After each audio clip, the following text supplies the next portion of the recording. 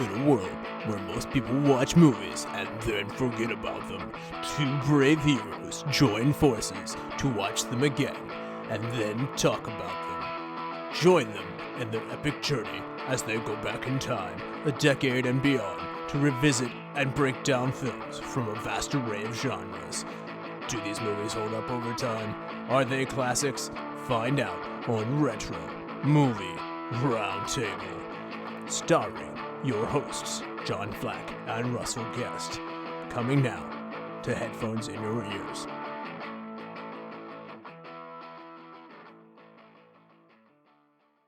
Hello, all you lords, ladies, and knights of the Retro Movie Roundtable. We are here to watch some movies and then talk about them. I'm your host, Russell Guest, and I'm joined today by two fantastic guests. Unfortunately, my co-host, John Flack, cannot join us today, but with me is my good friend, Benjamin Johnson. Hello. And my good friend, Nathan Lutz.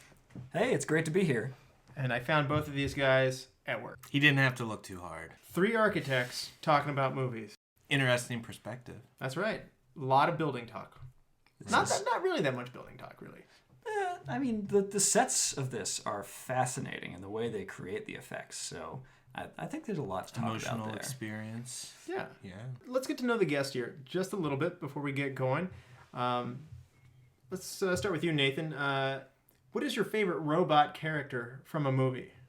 Well, at the risk of sounding like I'm supporting this particular movie too much, I do gotta say it's gotta be Hal from 2001: A Space Odyssey. It's just, it's the most interesting take on what computers will become and what it means in the intervening phase between them becoming sentient and just being computers that we use. Wow, Hal's kind of an insecure jerk. I'm surprised to hear that. He's very insecure. I didn't say he was the guy I'd choose to have around. I'm just saying. I wouldn't want to go on a date with him. Yeah. He seems like he'd stick you with the check or something. Yeah, and always be worried about are you seeing somebody else? No. Yeah. Very insecure. Yeah.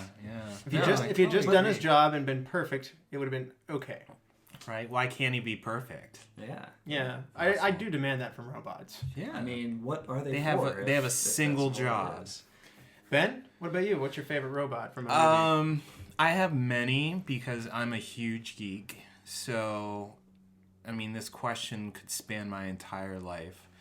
But most recently, the robot from the new Blade Runner that is his girlfriend, I think. She's a hologram, so I'm expanding the question. That counts. Yeah, is that okay? Yeah. She's a hologram, and I think the way that technology is evolving, like sometimes you see movies and you see things in movies that eventually become modern day products, and I think that this is like an evolutionary jump. Foreshadowing, yeah. Exactly. And I think it's just amazing. Well, if it makes any, if it helps you feel any better about your pick, I would rather spend time with your pick. Yeah, because she's cool. Yeah, she's she very would supportive. be into me. Yeah, I feel. And Hal would be like, I'm jerk. trying to kill you because honestly. Yeah. I mean, you would not want Hal as your boyfriend girlfriend in this scenario. No, but they're both interesting in terms of how they are like you can see technology heading in both directions right now. Oh, yeah, and they both raise questions about what that means for us. So Nathan is also a accomplished orchestra musician who plays the French horn. So this question is particularly tailored for him, but I'll ask it of you later, Ben. What is your favorite movie soundtrack? Yeah, so it's got to be the Empire Strikes Back soundtrack because, it's got everything. It's got that wonderful, just foreboding Hoth soundtrack bit, and then the asteroid field, and of course the Imperial March, and it's just got everything. And man, the French horn parts in those pieces are fantastic. Wouldn't it be sad if the best soundtrack was assigned to a terrible movie? What if Troll 2 which had no redeeming qualities, but it had an amazing soundtrack? Wouldn't that be frustrating? Well, it's really interesting because there are movies that are bad movies that have, or not necessarily bad movies, but movies which don't seem to deserve what they've got. So, for example, Steven Spielberg directed a film that it wasn't quite as amazing as it could have been, called 1941. And it's got a really cool soundtrack going on and a march that I just absolutely love going on. It's just really fun to listen to. But man, that march is trapped in a movie that really does not deserve it. Interesting. Ben, what's your go-to movie soundtrack? That's another tough one. Can I expand that question Perhaps. to television shows? I'll allow it this time. Okay. I'm curious. Again, because I'm a huge science fiction nerd, and it would take a lifetime to like go through all the best soundtracks, I feel. But something that I've just recently watched is The Expanse, and I feel they have this just monumental kind of soundtrack that goes. I know that that Nathan here is an Expanse fan, but they have this just monumental like crescendo that builds whenever there's an event that's happening, and I just think the orchestra that accompanies it, the special effects and everything just works so well for that show. I don't know. I'm a huge fan of that show, so I would say that show in general. It's just always wonderful to hear a soundtrack that is used as a way to describe and, just really... It's not just that it's some leitmotif that is with some character or something. It's like when these big moments in the show happen, the theme plays, and it's always different depending on how the moment is. It might be very wistful because, it's this exciting, maybe something will happen in the future, but it also might be very foreboding. But it's always the same theme, and you know that through everything, it's this single contiguous story. So one last one is... Nathan, if you could turn a book into a movie, which one would it be? So I am a really big Neil Stephenson fan, and I cannot understand why there are not any Neil Stephenson books made into movies. So can we please have a Snow Crash movie? Because that book, if you turned it into this breakneck pace, cyberpunk, just like crazy experience, it would be amazing. Interesting. So Ben, you're a movie producer. What book are you going to make into a movie? Again, I'd like to alter the question, if I may. Oh man, he's a man with no rules. I would like to propose a sequel to a movie, Ender's Game, by Scott Card. Okay. The first movie was based on the first book in the series, and the rest of the series of the books kind of take a totally different turn. That go literally centuries and millennia. The human race. I've only read the first book. Yeah, most people only read the first book. The rest of the series is amazing, and I would love. We have the technology now. We can build it. We can build that man, and I would love to see the rest of the series kind of flushed out. Is it too late, or do you have to have Aja Butterfield be the same age? No, he grows up in the rest of the series. It's interesting because it's a movie where the reason for the time jump is not that they're just waiting a bunch of years for stuff to happen. It's that they don't have technology to bring them to other star systems immediately. So whenever they want to go traveling or something, the time to get there actually is taken, and that's why people would be so much older. It's such an interesting concept because kind of like we were talking about The Expanse, where the concept is gravity. With Ender's Game, it's all about time and relativity, I feel. Yeah. So, what's the last movie you saw, Nathan? So, I have just seen Fantastic Beasts and Where to Find Them, The Crimes of Grindelwald. And I gotta say, the critics, they've got points, but I really enjoyed it. Our guest last week said the same thing. I think it merits, and I'm definitely gonna see it a couple more times probably, because it really merits trying to figure out what is going on in these very convoluted but really interesting plot lines. What about you, Ben? What's the last movie you saw? The last movie I saw was a movie called Europa Report. It's about an expedition to one of the moons of, I think it's Jupiter. Yeah. Europa. and it's an amazing movie. It's like really low budget. I mean, it's really high quality sci-fi, hardcore sci-fi. The storyline is really compelling. It's interesting, and it's like very prevalent to what's going on today in science and technology. Sounds interesting. I haven't seen that one. Is it a recent movie? I believe 2013. Okay. Yeah, so pretty recent. Yeah. Yeah. Let's get into today's movie, which is the 1968 movie of 2001, A Space Odyssey. It's a Stanley Kubrick milestone in film. It grossed $56.7 million, placing it at number one in the box office in 1968. These numbers are according to Wikipedia, and I'm not 100% sure that those aren't re-releases and additional numbers that fueled it further, because I have read that it didn't necessarily do that well at first, but it had young people who like to come in and enjoy the last act of the movie where there's a lot of psychedelic effects and enjoy an acid trip. Wow. And so it was heavily fueled by people who wanted to take the ride there. I mean, they even changed the branding. It's the ultimate trip. Right. So if you want to make a movie now and you want to help market it, make it friendly for an acid trip. And even if your movie's not doing that well, it'll get a second wind from having a lot of pretty colors in it. So amazing. Placing behind it was the movie Funny Girl. And IMDb gives us an 8.3. And the Rotten Tomatoes critics give this a 93%, so that's very high, and an audience score of 89%. The Academy Awards gave this Best Special Effects, and it was also nominated for Best Original Screenplay and Best Production and Design. Nathan, have you seen 2001: A Space Odyssey before? If so, what were your expectations coming in? Yeah, so I saw this around my second year in college.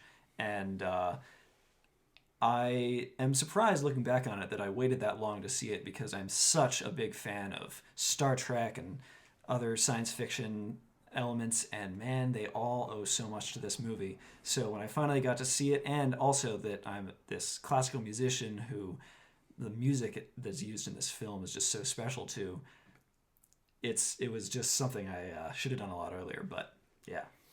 You can kind of see a direct correlation between this movie and the first Star Trek movie, I believe. Oh, I think it's just like they're almost parallel. I think that movie owes a lot to this movie, yeah, and it too. Definitely. Even though it doesn't do the same exact thing with the soundtrack, it has a really good soundtrack on its own. So I think that this movie not only inspired a certain tone of like how people did the visuals in science fiction storytelling, but also really inspired better scores.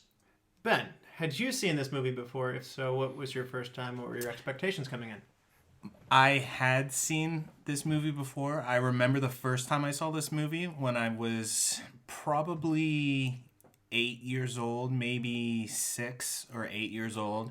And I remember I saw it in the movie rental store. This is back in the day when you rented movies.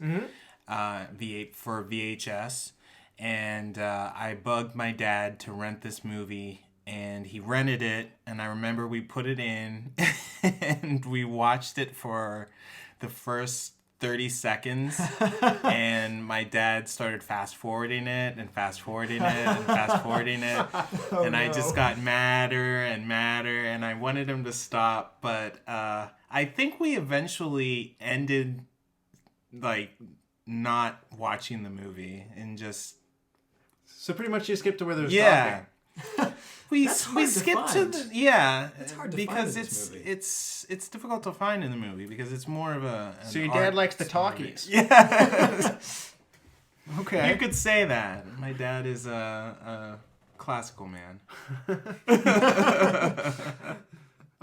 So I did not see this movie until junior high. No, it was high school. I remember it was between 9th and 10th grade. I got assigned the book over summer to read it for required reading. So you read the book first. I actually did read the book first, and it didn't make much sense to me. And it's very abstract. Yeah. And so seeing Kubrick's imagery, which isn't super defined and concrete either, did actually help me out a good bit. I honestly wish I had seen the movie first in this case. So Yeah. Interesting. yeah. And Unusual so thing. I watched it again in college with my wife, Mary, and girlfriend at the time, and then I'd seen it even once since then. So this is probably watch 4 for me, and so I knew very well what I was getting in for, but I was excited to slow down and take it in at a deeper level. So Cool. yeah. So this is the part of the show where we have to warn everybody. We're going to talk in depth about 2001: A Space Odyssey, and we're going to spoil it. So if you haven't seen it, we highly suggest that you pause this, go watch the movie, come back 2.5 hours later, and listen to the rest of this podcast. And we'll be back after these messages. We got a celebrity endorsement. That's pretty exciting. So here goes. Christopher Walken here to tell you about my favorite podcast, the Retro Movie Roundtable. It's a fun listen if you like movies. I myself have been in movies like Deer Hunter, Dead Zone, and Catch Me If You Can. If you like this podcast like I do, go to iTunes, Stitcher, or Spotify. Wherever you get your podcast, give them a 5-star review and comments on the show. I even gave them a like on Facebook and wrote to John and Russell at Retro Movie Roundtable at yahoo.com. One of the great joys of my career was hearing the Retro Movie Roundtable talk about my movies. Oh man, you're gonna love these guys. Wow. Wow, Christopher Walken, huh? That's pretty cool. Yeah, you know everybody, Russell. Yeah, I can't get any of these people to actually be on the show, but but they're very enthusiastic about supporting the show. So I'm always happy to have all this celebrity endorsement. Whether it be Donald Trump or Barack Obama or Christopher Walken now. So it's amazing. We're really catching on. It is. We're in 10 episodes now. Yeah, 10. wow. 10. It's a milestone right It is there. a milestone. Feels like it. You're all grown up. As mentioned before, we're about to spoil this movie. Nathan, do you want to give us a plot summary? Yes, I would be happy to. So, 2001: A Space Odyssey depicts 4 encounters between humanity and a series of mysterious alien monoliths spaced across eons of history.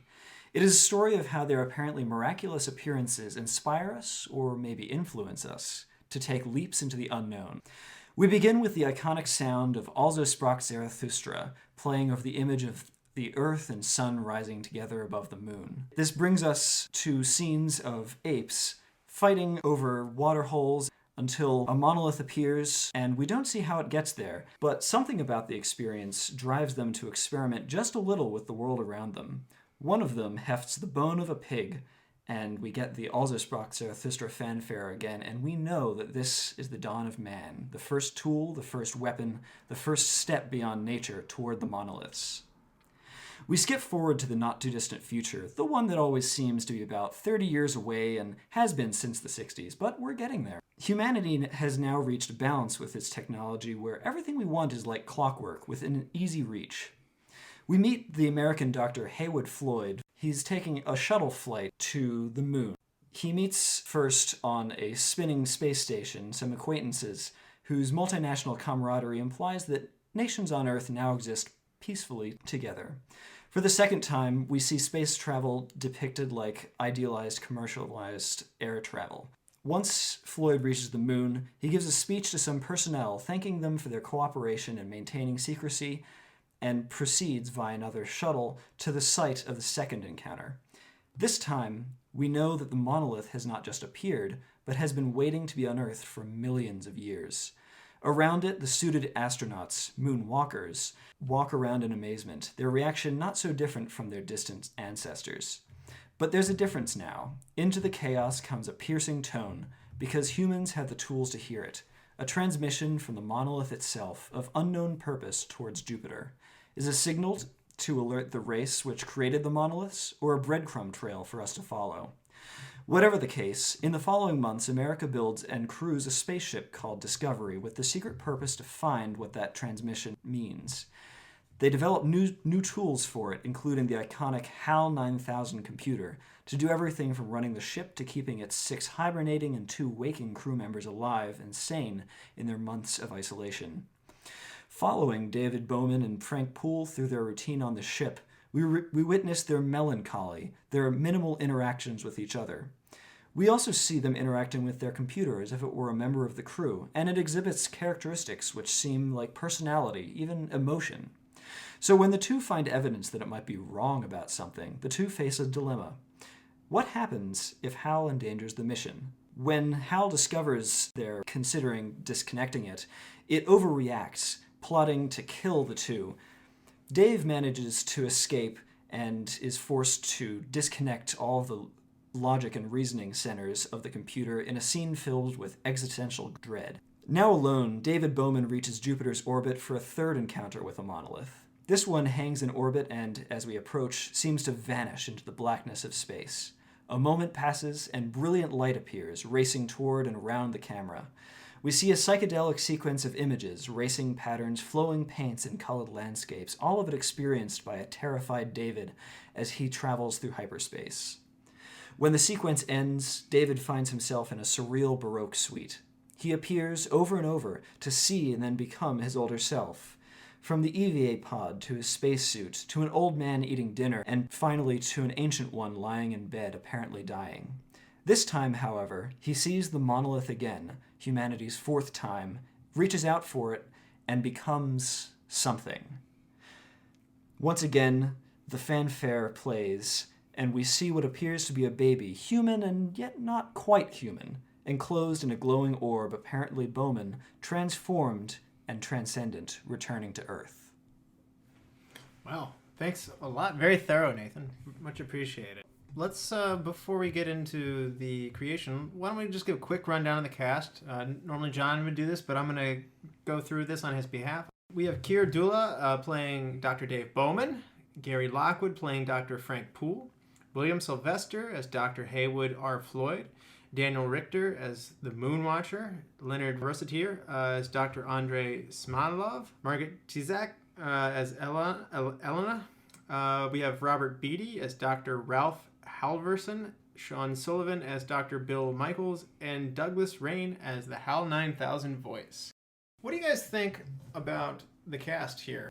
Yeah, so there are a lot of very long scenes where we see these people not necessarily acting with each other, just existing in an environment and expressing something like their extreme isolation that they've been experiencing or how interesting the technology around them is.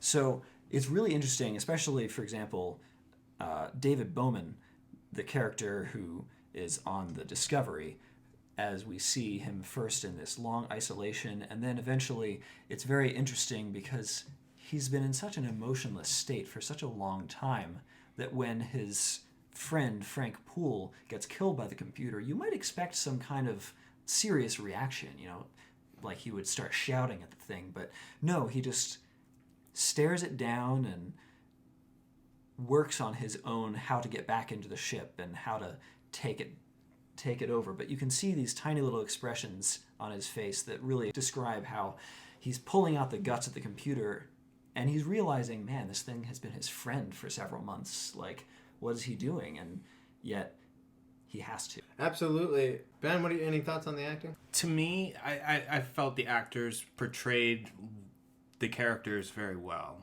And I felt that the characters themselves were very vague. Normal, like, because this is everyday life to them. Yeah. Yeah. And I thought it was very strange that you don't develop emotions for them. You don't necessarily see yourself in them. The characters were very not reflective. They were like part of the setting almost. Yeah. Yeah. They were very much part of the setting. Exactly like what you say. But just from a standpoint, a personal standpoint, the movie is not very reflexive of cultural diversity at all. In the future, there's still just in white the future, people. apparently there's only white males. I mean, the only There's a lady in it. the ladies The are boardroom. only There's one. there's the one Soviet the Soviet one. Yeah, and she's But- a doctor. Yeah. She is a doctor, But she was also the very other token. ones, yes, the other ones are all in subservient roles. True. And the book. I'm even reaching to more try like and make that. it better. Yeah. I see your point. Yes. Yes, yeah. There's a Robots vast have world out rights, there. but Yeah. the gender ratio in the boardroom is pretty tilted. I think one of the secret astronauts on the who are sleeping on the Discovery might also be a woman, but again, you never really get to see any of those people do anything, so it doesn't really count, does it? Baby steps. Yeah. And I was also reading about the person that they auditioned, that actually got the role of Hal. Mm-hmm. They went through several different kind of approaches, and the guy who played Hal, Douglas Rain, was actually Canadian, and they wanted an accent that no one could associate with, so they went with a Canadian accent. I'm imagining a more Canadian Hal. All of a sudden, it's like, "Hey Dave, how's it going over there? Are you doing good this morning? That's good. Just Good. to I really annoy you. appreciate it. Yeah. Do you want some maple syrup on your pancakes? There aren't enough your seals around bacon. here. I'm sorry about that. I don't have any maple syrup. I just offered it. That was unkind of me, and I'm very I apologetic. can't do that. I'm sorry. We have Canadian listeners, and I'm sorry for that. Likewise. Yes. Your stereotypes are good though in Canada. I mean, you're known for being polite. Like that's like your number one thing. So yeah. The good neighbor, even though we've not been great neighbors recently. I don't know. We're not building a wall up on that side of the Yeah. border. Not yet. Not yet, at least.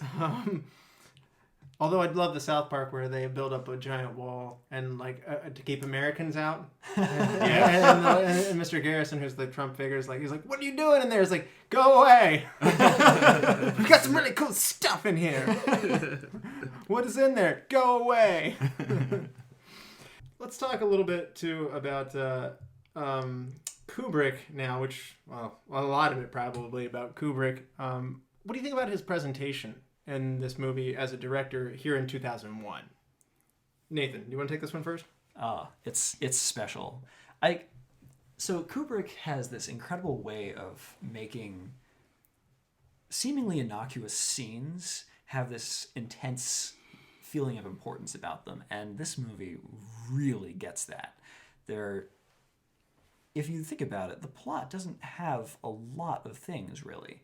It's less about the specific events necessarily than the ideas going on. And the way that this movie is presented with these long shots to describe the feeling of what's going on, not just a sequence of events forming a plot together, drives it home more than anything what the idea of this movie, what the story behind it is, in a way that if it was a tighter movie, I don't think it would have been able to express things like that. So between that and the just incredible visuals, the effects that, watching them today, they look, so solid because, they're models, but they're the most beautiful, perfect models. And just, it's amazing to watch. And of course I can't skip that music, which is just wonderful. Yeah, and so Ben, any thoughts on how Kubrick handles 2001? I really like the way he approaches it from the scientific standpoint, and the way that he doesn't try to drown out the physical aspects of space travel with a lot of special effect music and swooshing in the air and engine effects. Oh man, the breathing in the helmets. Well, exactly. But traveling through space, you have a natural vacuum. You're not going to hear anything. It's just going to be you and the spaceship. I've never been there. I can't speak to it personally, but it's just a few miles up the road. Right, exactly. But he comes from a very scientific background, the way the ship is constructed is very similar to the way they construct the ships in The Expanse, which is based on the way things would really operate. You mean the turning space station? Yeah, the turning helix. space. Yeah, I've seen that in a lot of movies. Like this is the earliest I've seen it that I'm aware of. Yeah, I can't think may of be. anything specifically earlier that had it.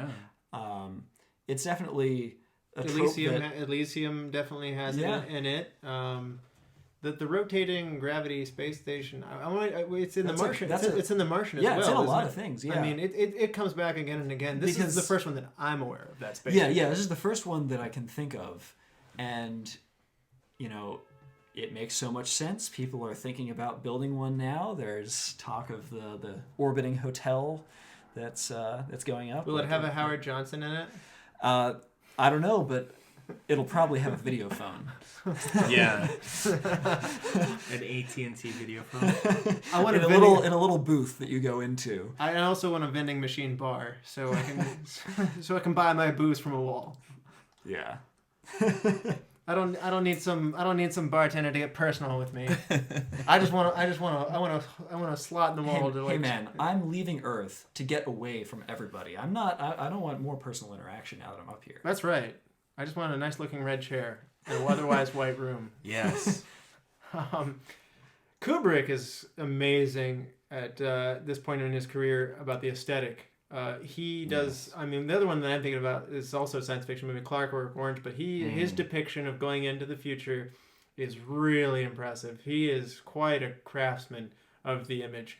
Other movies that he's done too, like The Shining. I just have these really striking images. Once you see this movie, you may not remember every detail about it because it's a very long movie.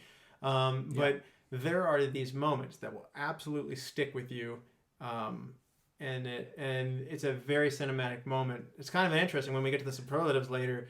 To some degree, the actors, as we mentioned earlier, aren't going to be the meat of it. It's going to be really hard to get it down to best scene by shot. It goes from one dramatic scene and one shot to another dramatic scene and one shot to another, and it's this cascading, and it's the way that he tells the story is like this cinematographic sequence. Mm-hmm. And it's quite amazing, but it's not something that we're accustomed to. Almost, it's very unique. Yeah, it's very unusual to have something that, first of all, this movie reads like 3 different stories going on, and they happen in sequence, and there's connective tissue between the latter 2 of them, between Heywood Floyd going to the moon to investigate the discovery of this monolith, and then, of course, they decide to go to Jupiter as a result of that. But we don't have to be told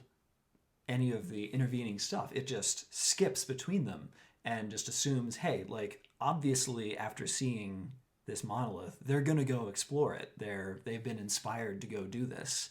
And we don't need to see the politicking or any of the other kind of talking that in a lot of other movies you would probably spend a good amount of time with them describing, we're going to build the ship this way. But yet it's suggested, though. The interaction with the Russian suggests a lot. It suggests that there's still politics at this time. Yeah. Yeah, like we haven't figured out the Cold War yet. Yeah. Yeah. He's still suggesting that in the future, 2001, even though it was not that far off, and now in our past, which is kind of strange. Really, guys? The Russians, they're not bad people. They're tremendous, wonderful, great, wonderful, beautiful people. We could all be speaking Russian this time next year. Who knows? Well, I mean, so my note on that scene is I don't think that it really presents it as such as if there's been ongoing antagonism. I just think that it kind of implies... I think it's tension. Well, I think there's tension, but I don't think it's because it's been ongoing tension. I think it's tension because America has this moon on the base and something is happening on it. And these nations, which may have like let go their old fears about war and things, all of a sudden there's this chance.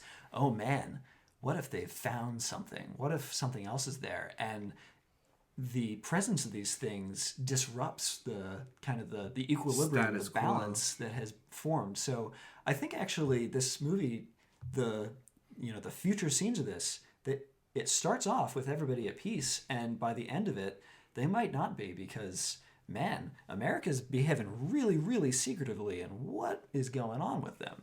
This conversation of fast forwarding to the future in relations with Russia just takes me to Austin Powers when he comes out, and they're like, it's like he's here with the Russian intelligence. Russian intelligence? Are you mad? And like, Austin, the war's over. Oh right. Well, finally those capitalistic bastards will pay for their deeds, eh, comrade? Austin, we won. Oh yeah, yes, yeah, capitalism, yeah. It's a great movie. Oh, it is. So, I think it's really interesting that Kubrick divides this movie into 4 big chunks. And I, until very recently, have always considered them to be absolutely separate. But upon further looking at it a little bit deeper, they do weave a little bit. You have the dawn of mankind with you're in primitive ape time, and then they see this monolith and they evolve. Yep. Great cutscene as it goes up into outer space, and so this is kind of where we are in 2001. We've gone into space and it's very comfortable. Like, this shows the advance of where technology is going. It's very believable for 1968 to see, like, space is, we now have airports in space. This is a nicer, cleaner, fancier version of an airport. And this is the world that we live in. And then we're on the moon in it also. And so you just stop at a space station, you connect your flight like you would any other airline hub, and then you go to the moon. Normal family vacation stuff. Yeah, I mean, your toilet has like 18 different steps of how to use it on the wall. There's that great image of him reading the thing. Well, that's also important too, because it shows that people are still a fish out of water. It's not that common to them yet. And so then there's the Jupiter mission where you see these astronauts who, like, it's almost boring to them. And so this is the third part of the story where you're now introduced to the next level of evolution, which is the computer, a super intelligent artificial intelligence computer. So in the same way that the cavemen jumped to the mankind, we've now jumped to the computer. And then the fourth and final chunk is a psychedelic acid trip through space, as you mentioned earlier, but that ultimately results in the next evolution beyond that, which is, as the book puts it, the Star Child. And if you hear me refer to it, that's what I mean when I say Star Child. That last, or where the movie leaves you. The human-alien hybrid in the orb. But the monolith is the piece that ties it all together. Exactly. The monolith arrives for the cavemen. They discover a monolith on the moon. It sends them out into Jupiter because the signal from the monolith is strong there. There's a monolith in the Jupiter system, oddly enough, just floating through space. You'd think it would be on one of the Jupiter moons. None of those moons are particularly nice places. I don't know. They say there's been studies that say their life could be supported. Well, on several. Io, right? They didn't know this then. Yeah. But anyway, so then it's just floating through space like a Pop-Tart or like it's in orbit. It's just, and then it zooms and takes them. We don't see the monolith in the final chapter, do we? We do. The probe just approaches the monolith, and then it goes into whatever warp space. Right, but we don't see it when, like, he's in that room. Yeah. We finally see it at the very end. Do we? He's in his deathbed. He's lying down. You're right. Oh, you're yeah. right. And So the monolith is this alien device that Kubrick has brilliantly. It just made this really simple rectangle that was black, and there were other ideas to have projections on it initially to make it like a blue screen kind of thing that you could have lots of stuff going on. But I love, again, Kubrick's aesthetic towards the simple. This is in the future. Everything's refined, and so it's like, just like Steve Jobs drops the iPhone down, it's just like a really simple little rectangle. This is like Steve Jobs looks at the monolith and goes like, "Oh man, we got to get to that." I mean, it's one of those things Perfect. that, if you think about it, there is no complicated design that would, have any more meaning than just this perfectly simple thing.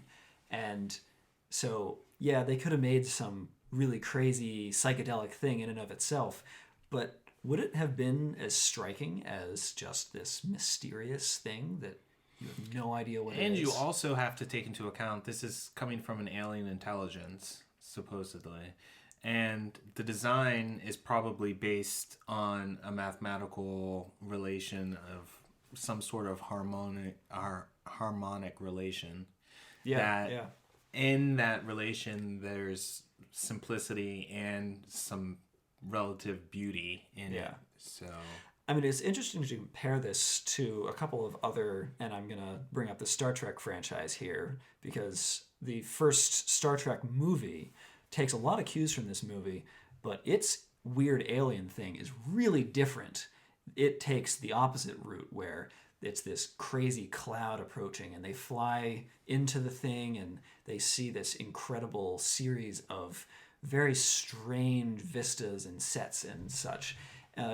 Similar in a way to the hyperspace scene in 2001, but it takes the approach that, no, it's this crazy thing that it's so complicated that you can never understand it.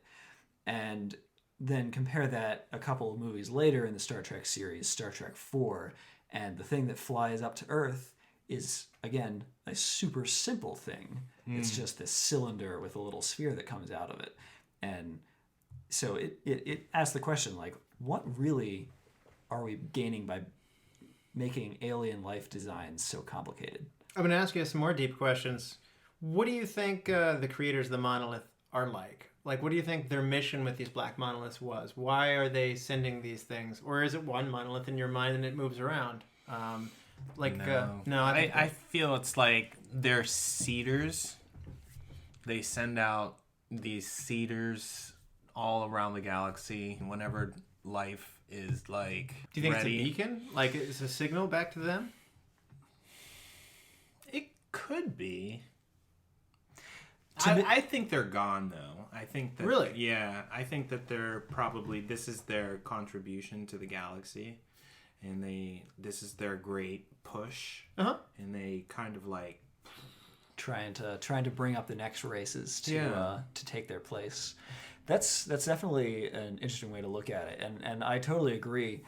I think the question is, are we implying that these things are doing more than just being there? Because, you know, in the movie, the only evidence of them doing anything come with the later ones, where the one on the moon sends a transmission to Jupiter, and humanity follows that transmission. But it's not clear that it's done anything to humans specifically. And again, the one at Jupiter, it's not doing anything to them. It's just taking them somewhere, right? Or is that all it's doing? Because the last one, what are we to take it to mean? Is the last one that he finally meets and becomes a Star Child, that one seems to be interacting with him in some way to make something. So when the apes saw the first one, was it actively changing them, or was it just seeing something so strange and alien and, you know, discontinuous with their entire experience that was enough to make the evolution happen? Well, I don't know. I think that it is the instrument that's causing it. I mean, maybe Ridley Scott's entered my brain too hard with the movie Prometheus, and the very early scenes of Prometheus show creatures that are beyond our comprehension and just on a whole nother level of intelligence than ours, and they've gone off into the worlds around them, and they drop in this like black ooze, and it alters and creates life basically on the planet, and they call them engineers. I don't think this quite like that, but I think that the monolith in some ways are like more portable versions where the engineers don't have to go there and set foot on the ground themselves, and they do spur on I think they are advancing, because every time somebody touches it, they take another big leap. We're barely going to the moon and stuff like that, and they see one, and the next thing you know, they're on a mission to Jupiter. We're not even to that chapter, like where we are now yet. And so every time someone comes into contact with it brings them to another plane of existence. Yeah. But I gotta ask, obviously the engineers were not in Prometheus. I don't want to give too much about that. That's too new a movie. I won't go down that track. But anyway, with 2001, what do you think that their goal is? Like, why do they want to advance us or other planets out in other galaxies as much as they do? Like, do they have a need? Is their planet in danger? Do they need another group of people who can work with them to save them? To me, it's one of the biggest questions I have of why did they send the monolith? And obviously this movie is not intended to have concrete answers. No, not at all. To me, it's the most haunting facet of this. Like, why'd you send us this nice Amazon Prime box with a little black box in it? And I'm now evolved. What do you want me to do?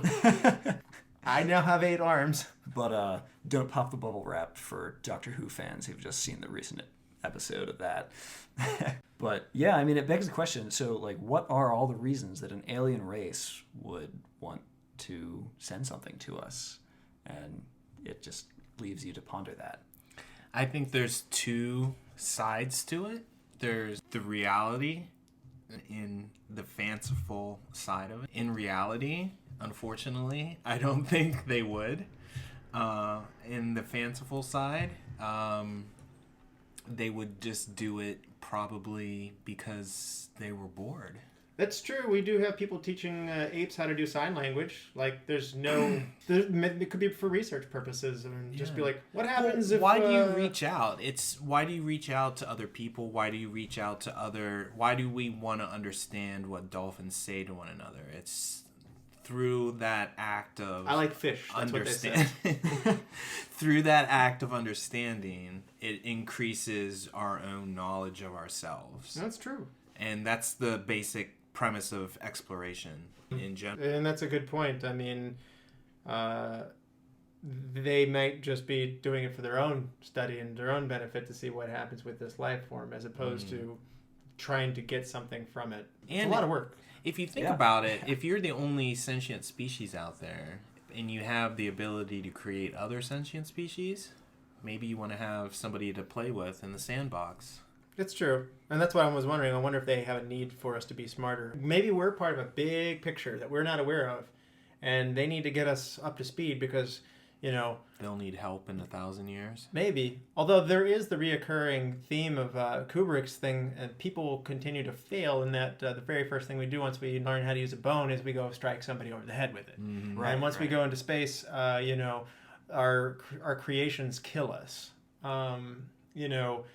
Mankind is fundamentally flawed. If I were an alien race and looking at like, you know, Earth and how we don't get along with each other, like, you know, we constantly fight wars, and like even people within our own country can't get along with each other. They're very, very angry. Like that's who we are. We've been this way for centuries, millennia, really. I mean, we're flawed creatures like that, and I can't imagine another species having all of these traits. Like they might be more connected or something like that to each other, and saying like, "Whew, I want nothing to do with these people. They're very selfish. Like, you know, like they just no, I don't want to touch them. They're very dysfunctional. They're ruining their whole planet." We've been watching them for centuries from this location on the moon, and man, let's just point the hyperspace window somewhere else. Yeah. But, I mean, but that's the question. Like, if, for example, a society were just to evolve forever, does there come a point where you reach this realization, like, what are we doing? What is the point of just getting better and better and better?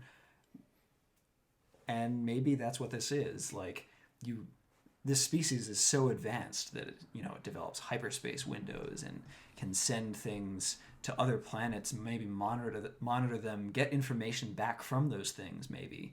And maybe they've reached this point where there's just nothing else worth really pursuing, or maybe it isn't even the whole species. It's just someone experimenting. You know, this is one of those movies that you could really go on and on and on for hours easily about. And that's one of the things that's cool about it. Kubrick did not explain this movie. He did not explain any of his movies ever. He was intentionally abstract. Like one of my favorite artists, Rothko, would paint with these swaths of color. And some people might even go into a museum and look at a Rothko and be like, I don't get it. I mean, it's just my kid could have painted that. But he is painting the feeling. He's painting a mental state that he wants you to get into. And so when you look up and see all these dark, dark blues, you know, in a very simple state, I mean, you feel a sense of either calm or something like that. Or maybe you see a lot of really orange yellows. And maybe it means a sunset to me, but maybe it means... something else, like maybe it thinks of a Thanksgiving meal or something like that to Nathan, and maybe it means something like else to Ben, and that's a powerful thing because we just went around this circle and got three completely different ideas, and it's in a way this is a unique movie. I can't think of too many other ones that are like this. It's not just science fiction; it's like science theory almost. Yeah, exactly. Yeah. Other things about Kubrick, though, this movie goes 25 minutes without making any speaking lines, and also the last 23 minutes also have no dialogue. So there's 88 minutes of dialogue-free movie here. So that your father can fast forward through, Ben. Yeah. Get to the good stuff. Oh, good. A monkey bonks that guy over the head with a bone. Haha, that's so good. I like that part. All right, let's fast forward to the next part. He's a shoot 'em up guy. I mean, okay, back to the bones scene. Previous section on acting. The actor who's playing the ape that develops that first tool owns that scene so thoroughly. It's like watching this percussionist, this like drummer, like rock out on a drum set and then just throw everything away, and he just raises his arms to the sky like he's just, played the most incredible rock concert or something. He's just been evolved. He's just evolved, yeah. So we kind of touched on this a little bit, but what are some of your favorite parts of the atmosphere? We talked about the curved space station. It looks sweet. You got this all white interior. I'd want to go there. I don't know about you guys. I really love the interior of the space shuttles. I guess it's similar to the space stations, of course, but just the curvilinear and rectilinear designs, the lighting, the subtle reduced lighting, the reds and the a lot of bright oranges. red, a lot of intense red. Yeah. And there's also a cool, like the lighting in this is kind of cool blue. Like Kubrick has a very objective, distant style in the same way we talked about with the characters. He doesn't want to get you real cozy with the characters and have a lot of relation. Right, yeah.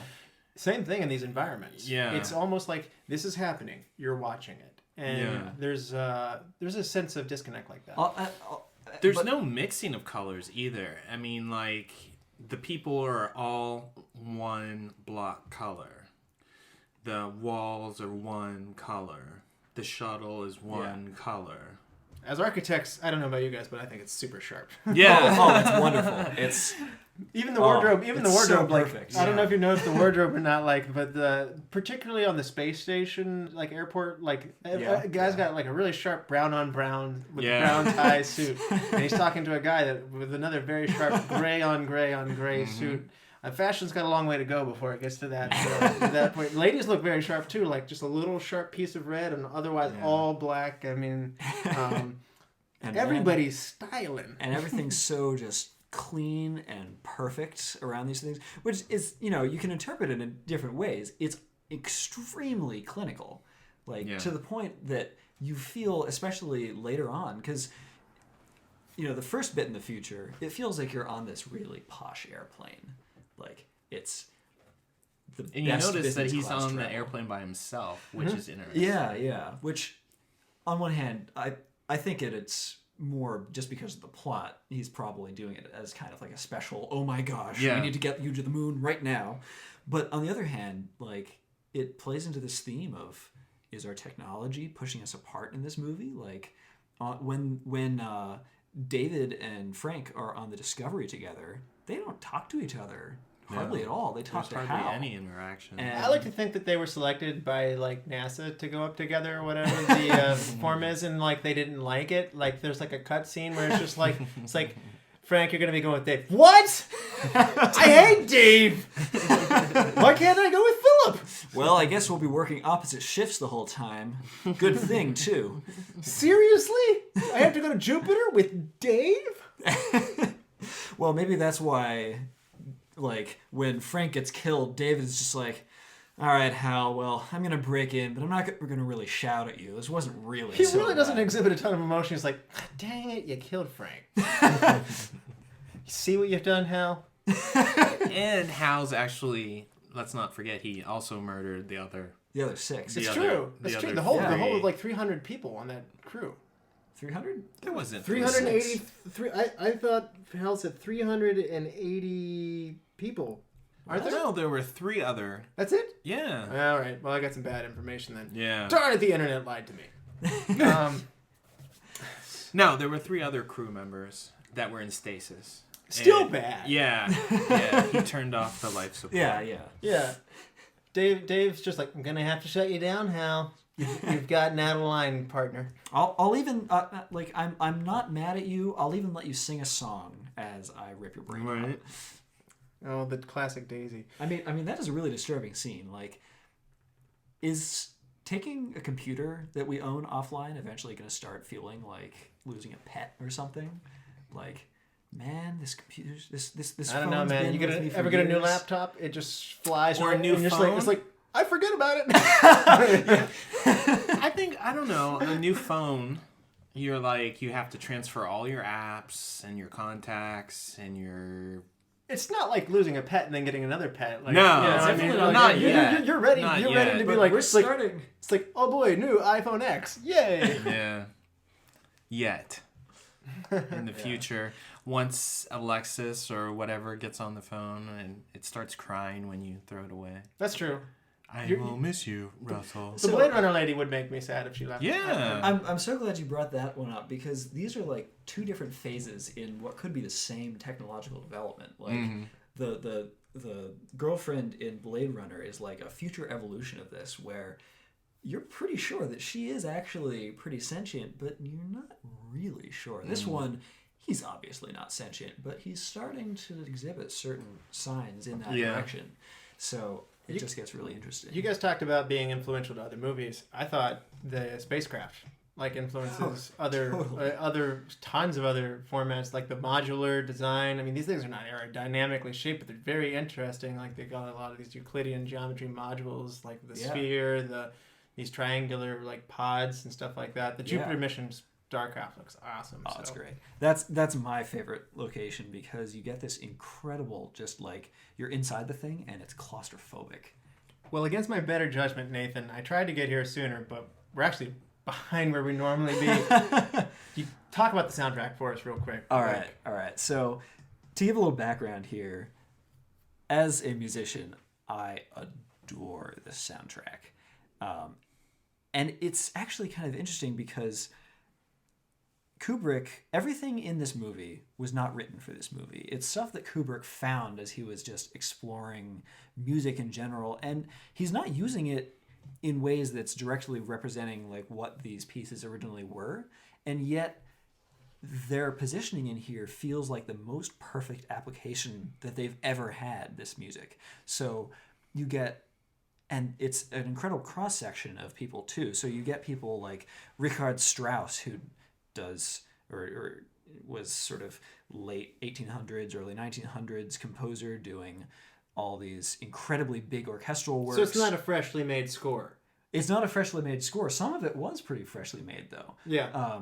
So, for example, the movie, everyone knows the bum, bum, bum, ba-da opening. Oh, But yeah. that's not the opening of the movie. The movie before that has like 3 minutes of a black card and just weird stuff. Oh, is yeah, playing. very off-putting sounds. Yeah, the off-putting sounds is a piece called Atmospheres by an avant-garde composer named Georges Ligeti.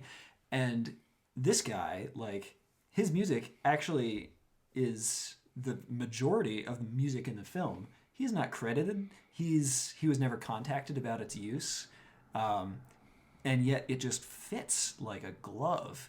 Kubrick is taking these pieces and cutting them up and putting them together in ways that they're different from the original versions, and yet in the context of this film, it's just incredible to hear them that way.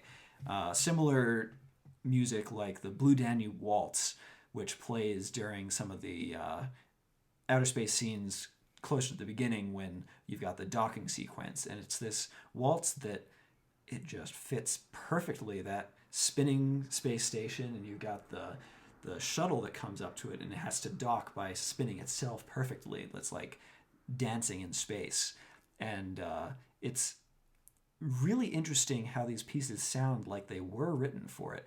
And in fact, there was a soundtrack written for this movie. MGM didn't feel comfortable with Kubrick just grabbing these things, so they had him hire Alex North to do a score for the movie, and he did a whole thing. It was recorded. You can find recordings, and without North ever finding out until he watched the premiere, Kubrick was like, "Hey, I've been temp backtracking and cutting these scenes to the stuff that I found, and nothing outdoes it. And so it's really interesting. So on one hand, it's like, well, come on, get some new blood in here, like create new music. But on the other hand, man, I love hearing these pieces that I love. Many of them that I just love to play. Some of them by composers that I just adore, and it's just really neat. I thought the one of the ones that I thought just stuck out to me was how lonely and hollow the music is when Poole's working out. Yeah, and when we first see the Jupiter mission. Aram Khachaturian, a Soviet composer, actually. Yeah. The Carpet Weavers is that piece. Shows a lot of contrast because you have this monumental moment on the prehistoric monolith, and then you've got like this very sad moment. I'll be honest with you, for whatever reason, I don't know if it's the light visuals, the end of the movie doesn't stick with me as much as some of like the moon landing scene, and like when you first, like the bone is thrown up in the air and it switches over to another scene. A lot of these music moments stick out to me. Why is it the last act music doesn't stick out to me as much? Is that just me? Well, so through the hyperspace scene, sure, beginning with that, you mean? Sure. So I mean, again, so a lot of the music is it that way for you, Ben? I would agree. I think that it's really complicated. It is visually complicated, and musically it was complicated, and I think it complicates. Yeah, Central it overwhelms the mind and the We didn't have enough visual drugs senses. for this scene, is what you're saying. Yeah, So- I think we should have been high maybe watching it. the other part of this, though, is that Bonus episode. 2001 done again. On acid. So the other thing about this, though, is the music during that scene is a piece by Giorgio Ligeti. It's actually the piece that was played at the opening a second time, and you hear a lot more of it this time. But this piece is not trying to be melodic. It's trying actively not to be harmonic. It was experimenting with how much can you strip out of the conventions of music and still have a piece. So it wasn't going for monumental, like this is a big deal. It wasn't going for it at all. It was entirely about deconstruction. Can I get the timbre to the sound, the feel of the music to in itself be a piece. Back to Rothko. And I think and I think that's it results in something that during that scene it's like, oh man, this is exactly what needs to happen here. But it's not going to be particularly memorable because there's nothing for your brain to latch onto. And then after that, you have another bunch of minutes of silence as David walks around the place. And then you get Alles sprach Zarathustra. You see the Star Child for about, 5 seconds. And then it's over. And this movie is also really smart about its silence as well. Yeah. Like, again, you mentioned space. You hear the breathing. Very prominent breathing. Several times. Yeah. And then also the silence that's associated with Hal and just the stare, just that red dot that stares, and his kind of like when he's calling out to Dave the to scene stop the scene when Frank dies, he just flies out into space and there's no sound at all. Well, that's what it'd be like, yeah. Yeah. But it's haunting. Yeah, it's incredibly. As you have to cast his body off to because he has to save himself. Too, so, yeah. You didn't mention the musical performance by Hal 9000. Oh yeah, of Daisy. course, the best piece of all. So that one's interesting too because the piece itself is not terribly interesting, but it is. The use of that particular thing is interesting because IBM then once went to demonstrate that their computers could synthesize voice, and that's what they first used it on to do that particular piece. The future is actually coming, guys. We can make a computer make a cheesy song. I've always hated the song Daisy Daisy because Daisy's kind of a jerk. If you actually listen to the whole song, she then explains to Michael, who's singing in the first verse, that she's not going to be getting with any guy who's on a seat or with a bicycle built for two. She's going to need a carriage. Oh. Yeah. So she's high class. Yeah, she's a little conceited. She thinks a lot of herself. So it's the 1800s version of No Scrubs by TLC. I love that song. Yeah, well, Daisy was apparently that before that. That inspiration. Apparently. So I gotta ask you guys, Ben, why don't you take this one first? How did this movie affect you? When I was 8 years old, it made me mad because my dad fast forwarded. No, I really wanted when I was younger. I really wanted to shoot 'em up like Star Warsy. You wanted to Gotcha movie. This is totally not it. This is not Logan's Run. No, this is not Logan's Run. This is not your high action type of movie. This It's a thinking movie. It's a thinking movie. Yep. And I wouldn't think that younger it would take a mature mind to not a sophisticated person necessarily, but an older person I think would enjoy this movie. Not an older person. Not to say that we're older people. An older person in a deliberately and accurately done French architecture room who gets old really fast. That's the kind of person that would really like this movie. I mean, man, that scene is terrifying. The guy's he looks into the other room and is like, "What am I gonna be this time?" the guy goes from like 60 to like 80 to like 100. He's caught in a time warp. Yeah. It happens to us. And then he becomes Anybody who Benjamin watches Star Trek understands this. It's inconvenient, but it happens. It happens, and usually you can get out of it if you walk backwards. And, He didn't go backwards. Yeah, you That was get his you get the problem. serum from the ship's doctor. Yeah, It all something works like out. that. He just dropped a glass. He didn't go backwards. Yeah. Nathan, how did this movie affect you? So, for me, the thing about this movie is that a lot of this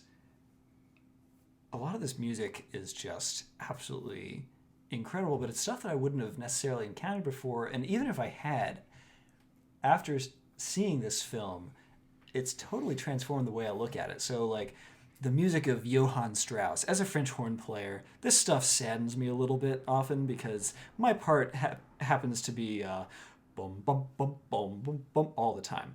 But with this movie in mind, all of a sudden I can tolerate this stuff a lot more because now this music is actually about spaceships docking and, complicated stuff like... In the Venn diagram of Nathan, it is orchestra music and science fiction coming together. This is not an inaccurate picture at all. And this may be part of the reason why this movie is just so And a cool wonderful. modern aesthetic. I mean, all of it's come together. It's just so it transforms the way I look at this music, and I'm so happy that it does that. I love that this movie makes you question things. It reminds me of being at like summer camp, sleeping under the stars, looking up where you can really see the stars, and you're just so humbled about what's beyond Earth, what's out there is so far beyond our comprehension, and it's one of those things that it changes. Admittedly, maybe I'm kind of looking to reconfirm my own beliefs or whatever, but it's just one of those things that you kind of sit there and say, like, wow, look at this amazing thing that God designed, and this is so amazing that we are here on this earth, that we have oxygen, water. It's so incredibly fragile what's here, and all the stuff's out there on earth, and it's like we're special. And like this in what we have here is really special, and we need to take care of it. And it doesn't seem like it's a fluke. It doesn't seem like it's an accident. And odds are the vastness of space is there might be a few other special places out there too. But it's just so far beyond our understanding. And so I so often get caught up by only what I can influence. I try and keep my head on here on Earth or whatever most of the time. But sometimes when I would go camping and stuff like that, and you would actually just see how pretty the stars can be, I would get that feeling. And that's a hard feeling for a movie to get. Oh, yeah. But this movie probably is the closest thing to looking at an intense sky in rural, like West Virginia. It's a really neat way to look at it. So let's do some superlatives, even though some of these might be a little different than usual. So, Ben, do you want to take this one first and go with your MVP? I mean, I think hands down it has to be Hal. Okay. I mean, I'm gonna have to go with you on that one. Like, if we're picking something in this movie, imagine it without that secondary plot element, and in that nothing happens other than people just going after these monoliths. He does kind of steal the show. It's there's a reason he's so famous. He's the interesting thing that talks not just about aliens but about humanity too. That it's not just that we're being driven somewhere or led somewhere. It's that we're also taking ourselves somewhere, and that there are paths for us to explore, which might be dangerous but could be very interesting. Well, my MVP is the guy who gets hit with the bone. No, I'm not. I'm kidding. It's not the guy in the monkey suit. It's Stanley Kubrick. This took 4 years for him to make. He's a talent. He's 40 years old by the time he makes this masterpiece. When you really consider that, I mean, the guy starts at age 28, and he's doing full-fledged Hollywood movies and having a huge amount of success. And he builds up, so he gets an earlier start than most in the industry, and it shows here. I mean, he comes off the success of Doctor Strangelove, and he has a lot of credibility. It was critically praised. It made a ton of money. That is a very hard thing to do. And what did he do with this long leash? Well, he and Arthur C. Clarke worked together because the book's written in parallel with the movie. Something we probably should have mentioned earlier. There's so much to cover here. But I think Kubrick did an amazing job with this project. And a lot of people don't know what to do with it. But when you really slow down and pick it apart and start to go down the path that he wants you to, as Ben mentioned, it's a very challenging movie. It wants you to think about it. Yeah. And if my first time watching it, I was insecure. About it. I was like, I think I have some ideas, but I don't know.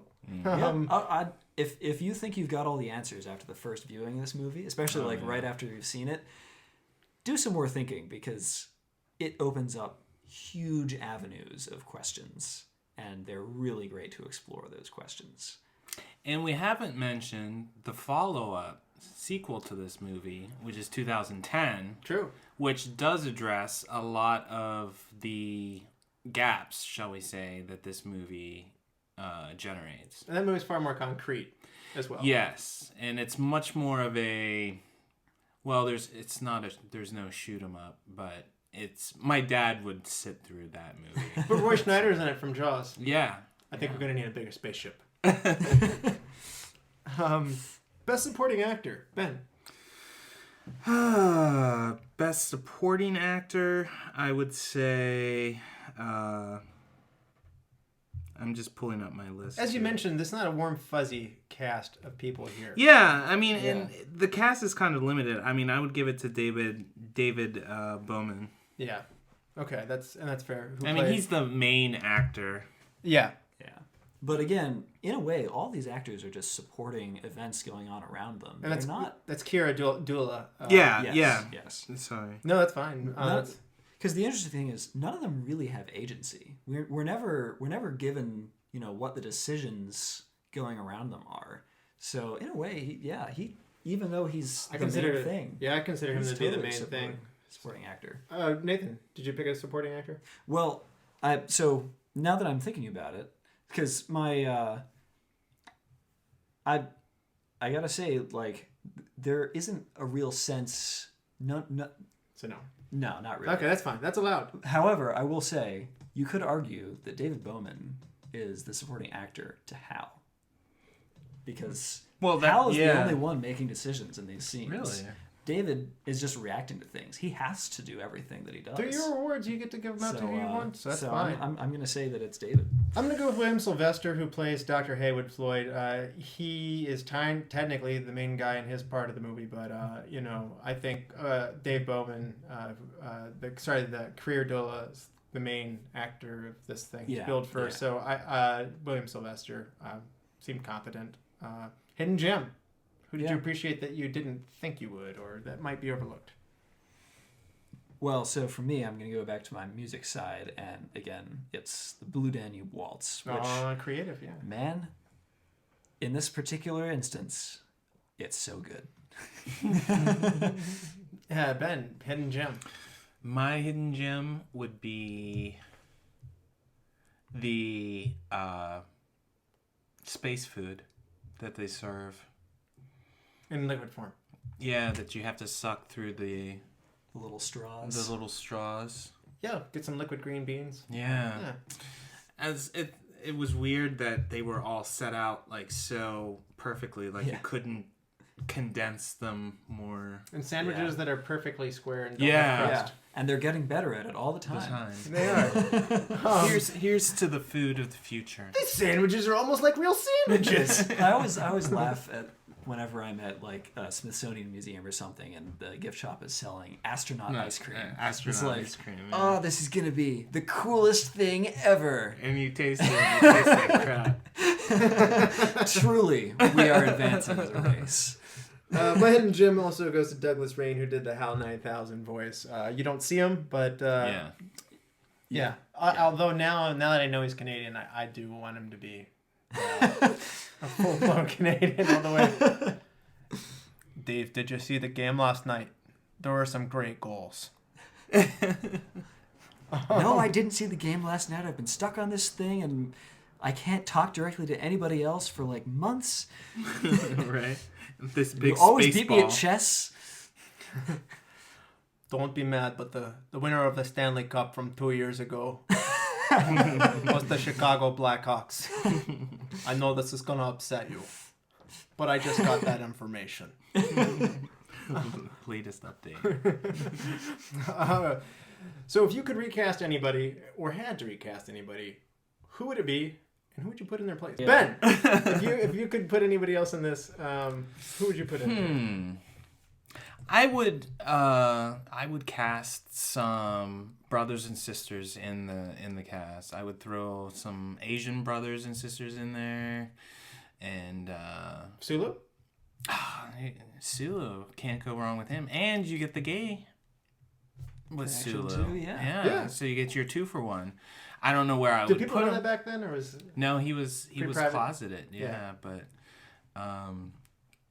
no, I would mix up the cast. I would be a little more diverse. Specific cast members, to me, they're all supporting, like you said, Nathan, they're all supporting Hal. So my change would be the Hal character, and I know that's sacrilege, but I would change the Hal character, and I would do something. Can we have Morgan Freeman as Hal? It would sound good. That would be. I would do I'm something sorry. something with Hal. I would change Hal, just like they changed the robot in Lost in Space in this most recent episode. Actually, so here's a question, because I haven't seen 2010. Do they continue any of the sort of Hal storyline or any? Oh yeah, they impression find of that. Hal's still floating around out there, Oh. waiting for him, turned off.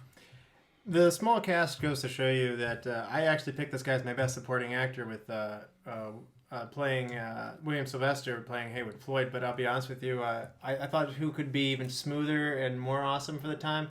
It's Kubrick. I bet he could have got him. Sean Connery, Oh man, young Sean that'd Connery. be interesting. For the guy who played Haywood Floyd, he's the doctor who goes to the space station to the board meeting and stuff like that. Yeah. So He would have been great for that part. would look sharp in his suit and just Back in the 60s. Mm-hmm. Yeah. Thank you for preserving our secrecy. Yeah. It's a very big embarrassment. Best shot, best cinematic moment here. Ben, you want to take this one first? Yeah, I think the iconic space station just rotating in space with the little space shuttle about to dock into it. Love it. Yeah.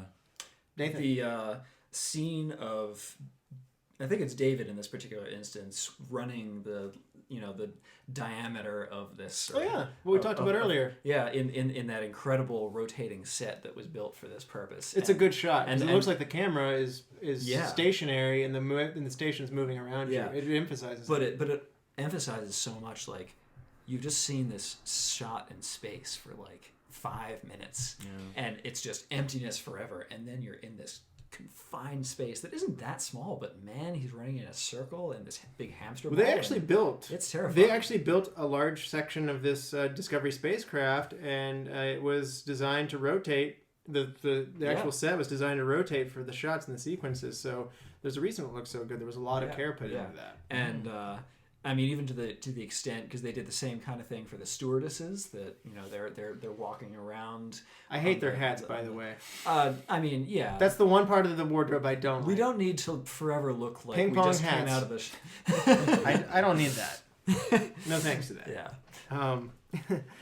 So my best shot's going to be the sunrise over the black monolith. That the camera has a very low perspective, and you see the dark silhouette of the monolith, which is black anyway, which makes it even more striking. And you see the sun creeping up over it. Love it, because it's like the dawn of mankind. And then again on the moon, it's this.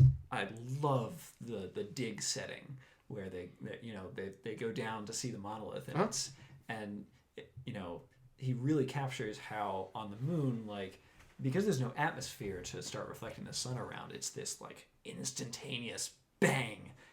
The sun is now over the monolith, and it just captures it so perfectly. I think this one could be a sweep, but best scene. Well, no love scenes or anything like that, right? Yeah, like this means not just like the best shot. Yeah. This is your full For me, plot point, everything. For me, it's the whole Hal killing Frank scene. Me too. Because it's just so foreboding. Wait. And yet, oh no, I'm sorry. I went with Dave killing Hal. Oh yeah. Sorry. No, go ahead. That scene. That's another just incredible scene. Yeah. But the shock of just like in total silence, this thing is sneaking up on the unknowing spacewalker guy. Okay. And the beautiful rendition of the EVA pod and how menacing the black kind of window it has is. It's great. Well, mine's the one right after yours. Yeah. Where he disconnects Hal. Yeah. I like the scene where he goes out of the pod and like gets into the airlock and then follows the disconnect Hal. I kind of call that one scene. Yeah. Yeah. I like the scene where they're being interviewed over radio or whatever communication system they have, and Hal's talking about how he interacts with the crew, and You like the happy moments from Hal. Yeah. He has some good moments. Yeah. I mean, Hal's not a bad guy. As you will find in 2010, he's not. He's just a murderer. He was lied to, because we all know. Again, do we he's all insecure. know? Do we all know why Hal did what he did? Well, I think that he found that the job was the mission, and these people are too inefficient for the mission. This mission's too No. important. I can't let them jeopardize this. No. Really? It was because he was so afraid of getting killed by the other two, because he. That's why he killed. That's why he's going after. That's why he went psycho. But do you know why? Initially, why he malfunctioned? I was going to say the malfunction was a setup. He wanted him to go out there. That was premeditated. Yeah. He knew nothing was wrong with it. He didn't make a mistake. Well, he I don't set think them so. up. I think the original malfunction was not. And then after that, Hal's trying to cover for himself. Because remember, the discussion they have in the pod that Hal reads their lips talking about disconnecting him is in response to him making the incorrect diagnosis. Another moment So, of being open-ended, open to interpretation. I took it to be The premeditated original- murder. It was after that point to me. The original reason that he malfunctioned was because he was given information about the true nature of their mission, and he was told not to reveal that to the crew, and it caused a conflict in his personality subroutines. Let's call them. Yeah, someone might have tried to program the 3 laws into him. It's basically he and had it to came into lie. conflict with it. Yeah, basically he had to lie, and he didn't know how to lie. It's interesting. We got to change one thing in this movie. Nathan, what one thing would you change? I think that we don't, and I don't think we need to do the lunar docking scene quite as long. And actually, now that I'm saying this, and after our conversation earlier, you mentioned that the end doesn't leave you with anything. I suspect that in the original screenings of this, that were supposed to be much longer, that the critics were saying it's too long and they cut it down, that there might have been enough time that could have breathed a little bit and kind of stuck in. I think that we could have spent more time with seeing the Star Child move about things and experienced a little bit more of that, so that it might have landed better. Ben, if you're Stanley Kubrick, besides I would have trim your beard. Because it's long and grisly and Yeah. unkempt. But what would you do to change this movie? I would have made more of an effort to come up with the cause of Hal's malfunction, coming back to the original cause of him having that bit of information and being a conflict. I think that was kind of a cop-out of making him go crazy and kill. Mine's going to be similar to Nathan's. In particular, spacecraft drifting. It's really slow. There's some moments that I think could have moved a little faster. Yeah. And maybe that would have kept you from getting your movie fast forward. Yeah. The apes did it because my dad couldn't figure out what we were watching. Oh, gosh. Yeah, and that just... That part moves pretty well. Yeah. Yeah, but it's also like it's so out of left field. If you don't actually know that it starts that way, you hear about. If this you're movie. expecting to watch a science fiction movie Yeah, and you exactly. turn on and you see a bunch of apes for like 20 minutes, no, my dad was not having that. So is he going to fast forward through Planet of the Apes? I don't think so because he's a reasonable person. You know, and I was gonna get if pretty it sad. says Well, apes actually, on it- so here's the thing. The ape scene in this, you know what it's going for, and you understand that it's evolution coming, but it's doing the exact same thing that the Star Wars Holiday Special does, in which you just have like half an hour of Wookiees talking to one another. And here it's the chimps, and they're doing the same thing. And it's like, what? That was great sound effects, Nate. I'm going to sample that and use those for other reasons in the future. I'm glad I could help you out there. Yeah, absolutely. I think that was also maybe a good Porg impression at the same time. So True. so you've got uses out of that. Best quote of the movie. Ben, you want to go with this one? Does it have to be... Wait, I thought we discussed this. This is the best quote of the movie. No, it has to be Dave. I'm sorry, Dave, but I can't do that. You know, you made this joke earlier, but I think the Daisy song is Really? because it's so disturbing. Like, man, Okay. you're like witnessing that this computer had like a childhood basically, and he's killing this thing. Okay, well, I'm going to go with what Ben went with as well. I'll give a little line there. It's like, he's like, hello, Hal, do you read me? Hal. Affirmative, Dave. I read you. And he's like, open the pod bay doors, Hal. I'm sorry, Dave. I'm afraid I can't do that. It's amazing. Yeah, things are not going well for Dave. Yeah. Dave's now officially having a bad day. Right. He didn't really care about Frank so much because they didn't get along with each other. We discussed this earlier. But now this isn't a good Tuesday. You can Right. watch You it. should have a camera in the pod right when Hal says that, and you can see Dave just going. Son of a... Well, it's kind of funny because that whole scene, he's like, Hal. Yeah, man. And he's not you can see responding that at all. he's like getting annoyed, but he's not like taking it out on anything. And then finally, Hal does that, and he's like, okay, Now we have problems. it's on. It's personal. I really liked the. I really feel like I'm entitled to an answer to that. Oh yeah. Oh gosh. I'm gonna show you entitled in a second here, buddy. It's not a funny movie, but if anything made me laugh, it was that. Let's get into the rating of the movie. We're gonna use a 5-star scale, and let us know whether you think this movie holds up. Nathan, on a 5-star scale. So I'm gonna say, can I say 4.5? Am I allowed to do that kind of thing? Oh, totally, that's how a 5-star scale works. Yeah. Because, well, I don't know if you're an integer person, but but I think, man, this is an important movie to watch. I think there are things that could be changed about it. You know, figuring out where to cut some pieces out a little bit. A little editing really wouldn't kill it. Add a little bit, maybe, to let the end breathe a little bit. Okay. Definitely 5 stars. It has its flaws, but I think it's an epic piece. It's really Definitely. important. Yeah, it's a very important piece for the ages. And I think it's transitioned beautifully. The special effects are still... They still look good. They're Yeah, better they than still things look you see good. today. And the especially the electronics for the computer screens and stuff that they show, rival a lot of the science fiction that I see today. Yeah. That's all I'm going to say. No, that's good. Yeah. I mean... I'm gonna follow suit with Nathan and go 4.5. The pace does pull me down a little bit, and sometimes it hurts my brain. And I'm mad that there are no answers. Like, I like to come up with my own answers, but then when I can't later go back and confirm what those answers are, sometimes that's a little bit hard for me. But I've enjoyed today talking to the three of, or sorry, there's a ghost in the room. I've enjoyed talking with the two of you guys here and seeing what your take on the movie is, and that's pretty cool. So I'm gonna go with 4.5, and absolutely it holds up.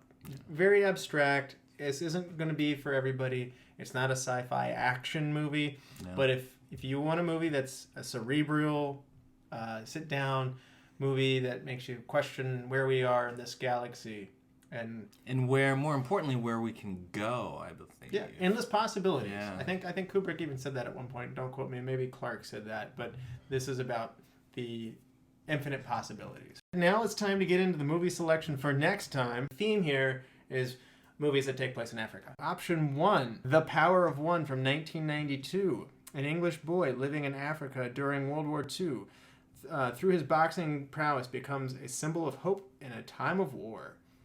Option 2, Congo. When an expedition of African Congo ends in disaster, the new team is assembled to find out what went wrong. Based on a Michael Crichton book from 1995. Option 3, Tears of the Sun from 2003. A special ops commander leads his team into the Nigerian jungle in order to rescue a doctor who will only join them if they agree to save 70 refugees too. All good choices. Let's go with option number 1, Russell. The Power of One. There can be only one. So guys, thank you so much for joining us. Thank you, Ben, and thank you, Nathan. Thank you, Russell. Thanks for having us. Yeah. And to all of the listeners out there, please take a few moments of your time. It only takes about 60 seconds to go on, write an iTunes review, subscribe on iTunes, Spotify, Stitcher, wherever you get your podcast. Share it with your movie-loving friends. Give us a like on Facebook. If you want to reach out to us, email us at retromovieroundtable@yahoo.com. As always, thank you for listening. Be good to each other, and please watch more movies. Ben? This is Sparta!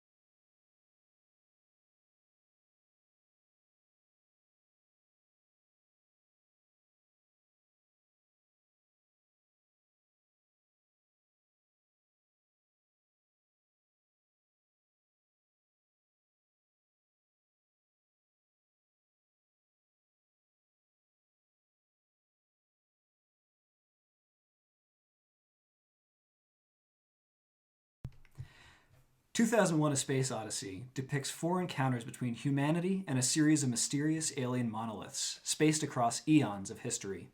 It is a story of how their apparently miraculous appearances inspire us, or maybe influence us, to take leaps into the unknown. The first encounter happens between pre-humans, apes, and a monolith in the middle of a desert. These apes have been struggling for survival, and yet after they encounter the monolith, one of them develops the first tools out of bones, finding out how to hunt, how to fight other troops of apes for dominance over resources. These tools will eventually develop over the course of long human history until our second piece of the movie picks up years in the future, in that future that takes place perennially 30 years away. But we're getting there. We see the discovery of one of these monoliths on a moon base, and in secret, members of the American government start coming to... That was going in a good direction for a while. I can cut. Yeah. Don't worry. See, just say that it's giving signals to the Jupiter system. Yeah. Humans discover the second monolith buried under the moon's surface, and when they approach it, it sends a signal to a location around Jupiter. They take another leap in technology now, developing more advanced computers and a ship that will let them reach that faraway location. On this voyage, they experience some of the dangers of these computers, where as they approach sentience and yet are not quite fully built yet,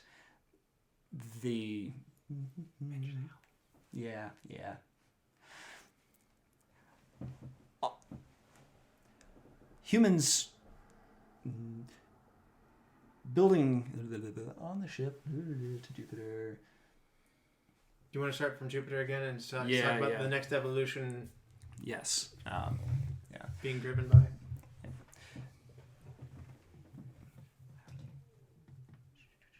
Sorry. Humans follow the transmission to Jupiter on a ship that they've built specifically for the purpose, and includes one of the most iconic characters in movie history, the computer HAL, which, finding that its crew members are perhaps distrustful of it and believing itself to be the best way to finish the mission, lures them into a trap and nearly kills all of them. The escaping crew member disconnects the computer and continues on his way to Jupiter, where he encounters the third monolith. There, it opens a gate, a stargate, into a psychedelic scene where David Bowman travels through hyperspace to a location unknown and far away. There, he sees himself in successive ages, getting older and older, until finally, an ancient man lying apparently on his deathbed, he sees the monolith again, reaches out for it, and becomes something. It seems to be, or after something, we see what appears to be a baby, human and yet not quite human, enclosed in a glowing orb, apparently Bowman, transformed and transcendent, returning to Earth.